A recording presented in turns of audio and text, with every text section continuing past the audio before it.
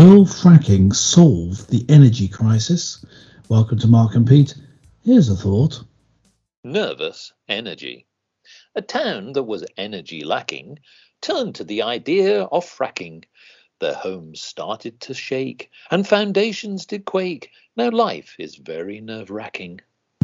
Yes, environmentalists are very concerned about the concept of fracking. However, the government, facing a backlash from its own MPs over its decision to lift the ban on fracking in England. Now, the business secretary, Jacob Rees-Mogg, promised local people would be consulted before fracking gets underway in their local area. Well, it goes even further than that because Labour's shadow climate change secretary, Ed Miliband, has also targeted Rees-Mogg, and he has claimed that Rees-Mogg is creating a charter for earthquakes. Is this the case? Well, we do have an energy crisis on our hands. Clergyman Pete, I ask you, is fracking the answer? Well, businessman Mark, I think it can be part of the answer. I mean, obviously, I'm concerned, as a vicar in a part of a community, interested in the welfare of the local people in the community. I don't want there to be earthquakes, but I don't see the evidence that there are going to be earthquakes. There are tremors caused by the process of fracking, which involves, a splitting of the rock under the surface, and so yes, you're going to have some tremors. But Britain is certainly not susceptible to massive earthquakes. We're not living on the San Andreas Fault, after all, So I think these are overblown, and it's a political stance by Ed Miliband to blow up the risks involved in order to provide a critique of the government policy. But I think it's possibly a part of us stepping towards a solution to the energy crisis by moving us as a country closer towards being energy independent, which when there are uncertain times around, especially getting fuel from abroad because of wars and other things that are happening at the moment, which result in the fuel being either becoming too expensive or not even making it here at all, that can only be a good thing. So I think it can be part of a solution.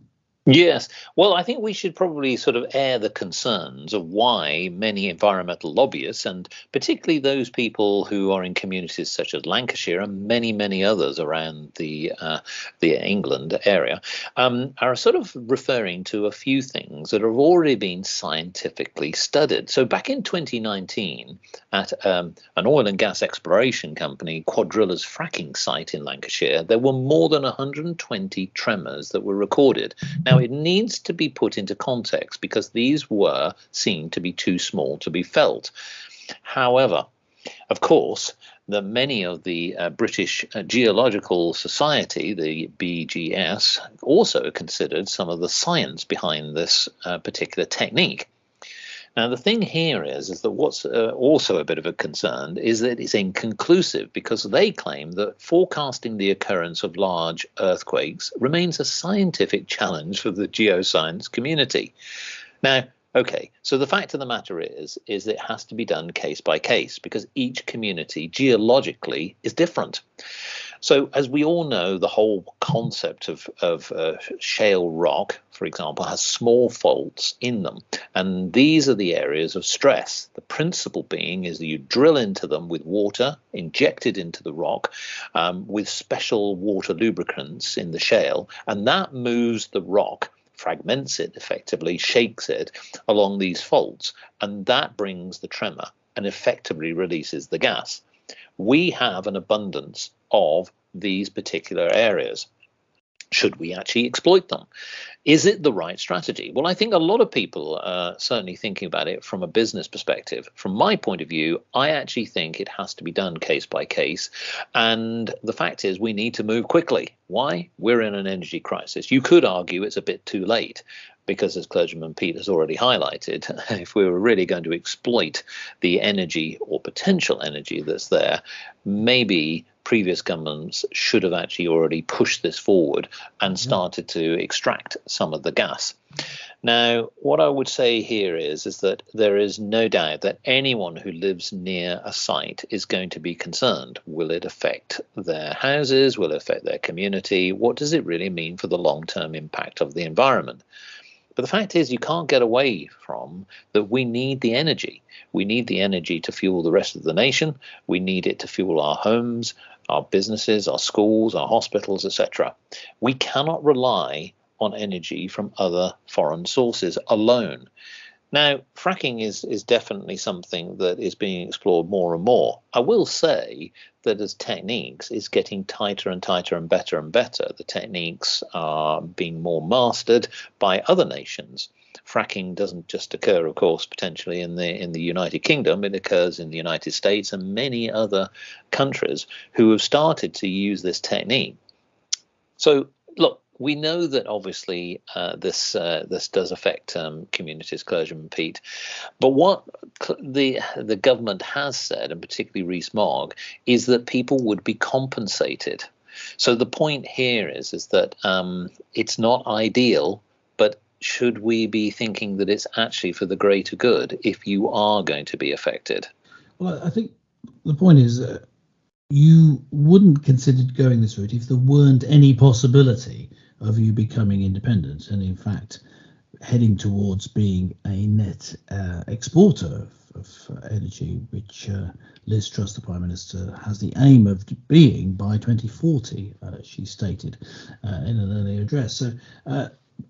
So you can say that you can see that if in fact there is a possibility of that and a contribution could be made from fracking so that you actually manage it pushes you over the top, so to speak, then it's worth doing. I mean, the reason that we can say that it's possible is there are supplies of gas still available in the North Sea that we could be accessing, and there are also plentiful supplies of coal in the country. It hasn't been financially viable to mine them, but if the conditions are right, the coal is there, and so you can have coal, you can have fracking. And if you are concerned with the shale gas from fracking, then think again, because the actual gas is, of course, a clean product. It's cleaner than coal, and it produces less pollution, less carbon dioxide actually. So it's if you are concerned about that, then you should be. The Green Lobby, for example, should be more in favour of shale gas than of coal, because you don't want extra pollution, and this will reduce the amount that it's necessary to burn. So I think all in all, it could be an important part of security for the future. And I wouldn't be saying it if I thought that there was a genuine danger to the people near where the fracking was happening. I think what the only danger that could possibly be is if the tremor is so big that it causes a building to shake and something to fall down. I think that's what the concern is with referring to earthquakes. But there's no real evidence that that's happened. And remember that fracking was being trialled in Britain until 2019, from the Green Lobby, where it basically campaigned and it was shut down. So it's been tried. These scenarios of earthquakes ruining people's houses and being dangerous didn't transpire, and there's no evidence that they will. Of course, it's a risk. There's always a risk, but I would say, on balance, the security of the entire country mean, yes, that it is a risk worth taking. Well, exactly. And this is the point of the government. Even though that we know that people like Ed Miliband are now pushing back, saying we now have an energy policy run for big fossil fuel interests, not for the British people. No to windfall tax and yes to dangerous, unsafe fracking, he said. But of course, Mr. Rees-Mogg has come back saying fracking was in the national interest and would make the country richer. Yes. Well, I don't know whether it would necessarily make us richer, but I think what it will do is make us much more sustainable and self-contained in terms of being able to manage our entire energy resources. I think also we have to accept that we're not going to be completely self-sufficient, but what it will do, bearing in mind what we've seen with the issues over Russia, and the challenge is there.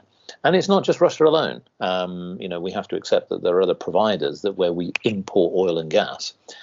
So Mr. Rees-Mogg's point is valid. Now, what he is saying as a final point on this is that he suggested current limits on acceptable levels of seismic activity are too restrictive, and said that the government is determined to realise any potential resources of domestic gas. So the point here is, folks, this subject is not going to go away. I'd be interested to know whether we've got some of our listeners, our lovely listeners, who are near some fracking sites, and what do they think about this subject, and what do they think should be done if they are against it? Are they going to lobby the government? Or is it now that it's too late and we're just going to continue on this path of fracking? Yes, just go to markandpete.com, subscribe, and you can leave a comment on this and any episode. But that's it from Mark and Pete for this week. And remember, we really do want to know from you what the frack is going on.